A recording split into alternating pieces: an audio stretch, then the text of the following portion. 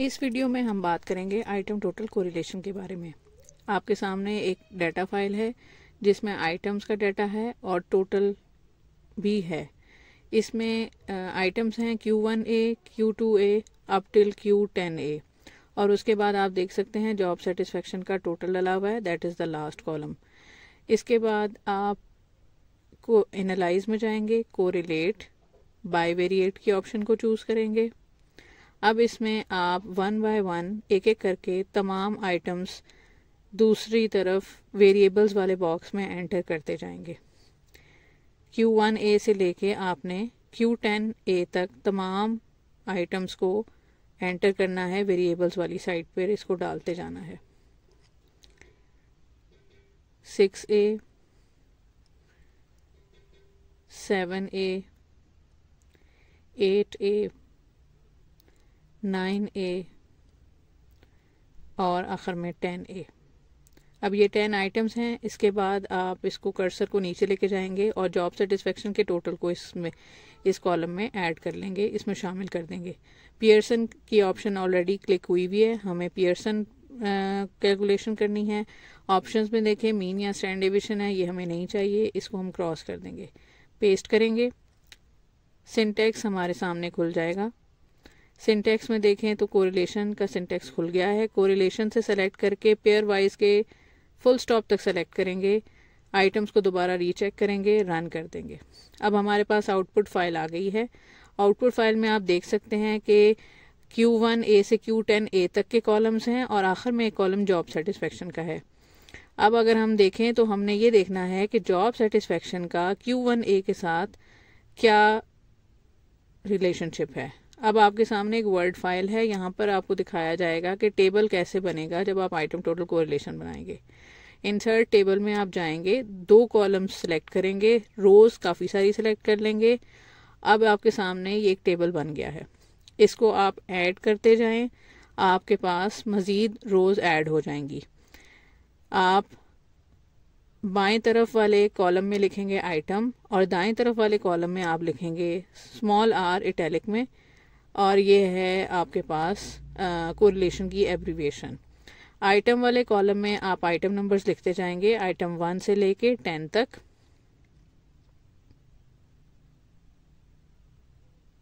एक और रो ऐड करेंगे, 10 लिख देंगे। अब आप बाएं तरफ देख सकते हैं एसपीएसएस फाइल है, इसको आप देखेंगे कि Q1 का जॉब सेटिस्फेक्शन के साथ टोटल के साथ क्या रिलेशनशिप है। लास्ट रो भी आप इस्तेमाल कर सकते हैं और लास्ट कॉलम भी इस्तेमाल कर सकते हैं, आपके ऊपर है। हम अपने सामने आसानी के लिए लास्ट कॉलम इस्तेमाल करेंगे। लास्ट रो और लास्ट कॉलम की वैल्यूज़ बिल्कुल एक जैसी हैं। आपके सामने ये जॉब सेटिस्फेक्शन है 0.417 डबल स्टेरिक के साथ, आइटम 1 के साथ इसकी कोरिलेशन आई है। यहाँ पे आप 0.41 लिखेंगे और इसके ऊपर 2 स्टेरिक डाल देंगे। इसी तरह से आप बाकी वैल्यूज़ लिखते जाएंगे, 0.53 डबल स्टेरिक, 0.61 डबल स्टेरिक। अमूमन तमाम जगहों पर 2 ऑप्शंस 2 डिजिट्स यूज़ किए जाते हैं, तो हम ये 2 डिजिट्स इस्तेमाल कर रहे हैं स्टेरिक के साथ। ये अब इसमें कंप्लीट हो गया है। 10 आइटम्स के हमने सबके वैल्यूज़ डाल दी हैं। ये आपके सामने रिपीट कर रहे हैं, Q1 का जॉब सेटिस्फेक्शन के साथ 0.41, Q2 का जॉब सेटिस्फेक्शन के साथ 0.53। इस तरह से ये कॉलम पूरा हमने कॉपी कर लिया है। अब अगर आप इसकी इंटरप्रिटेशन देखें तो हम इसकी इंटरप्रिटेशन लिख लेते हैं।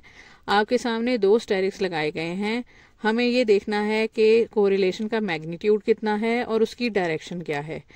स्टेरिक जो आपके सामने लगे हैं, जो ये स्टार्स की तरह के होते हैं, इससे हमें पता चलेगा कि ये रिलेशनशिप सिग्निफिकेंट है और कितना सिग्निफिकेंट है। मैग्नीट्यूड की अगर बात करें तो कोरिलेशन -1 से लेके +1 तक कोई भी वैल्यू हो सकती है।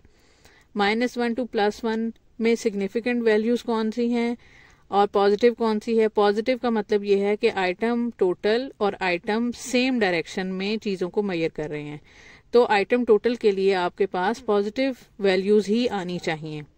स्टेरिक का मतलब है सिग्निफिकेंस कितना है। अब इसमें अगर लेवल ऑफ सिग्निफिकेंस भी हम इसको कह सकते हैं। 1 स्टेरिक होगा तो एटलीस्ट 1 स्टेरिक होना चाहिए, यानी कम से कम 1 स्टेरिक ज़रूर लगा होना चाहिए वैल्यू के ऊपर। और अगर आपके पास 1 से ज़्यादा स्टेरिक है तो इसका मतलब है कि ये मज़ीद सिग्निफिकेंट रिजल्ट्स हैं। सिंगल स्टेरिक का मतलब ये है कि रिजल्ट्स जो हैं उनका सिग्निफिकेंस लेवल या कॉन्फिडेंस जो है वो 95% है। अगर डबल स्टेरिक होंगे 95% कॉन्फिडेंस, जैसा मैंने टाइप कर दिया है।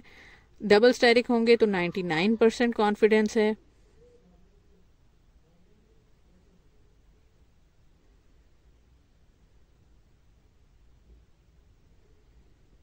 और अगर ट्रिपल स्टेरिक होंगे तो इसका यानी कि 3 स्टेरिक्स लगे होंगे तो इसका मतलब है कि 99.9% कॉन्फिडेंस इंटरवल है, यानी कि आपके एरर के चांसेस बहुत ही कम हैं।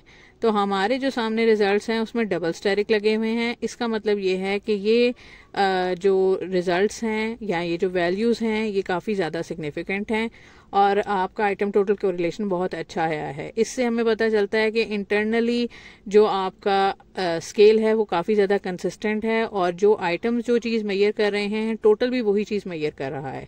सो अगर हम इसको सेंटेंस की फॉर्म में लिखें तो हम इसको लिखेंगे all items are significantly positively correlated with total of the scale.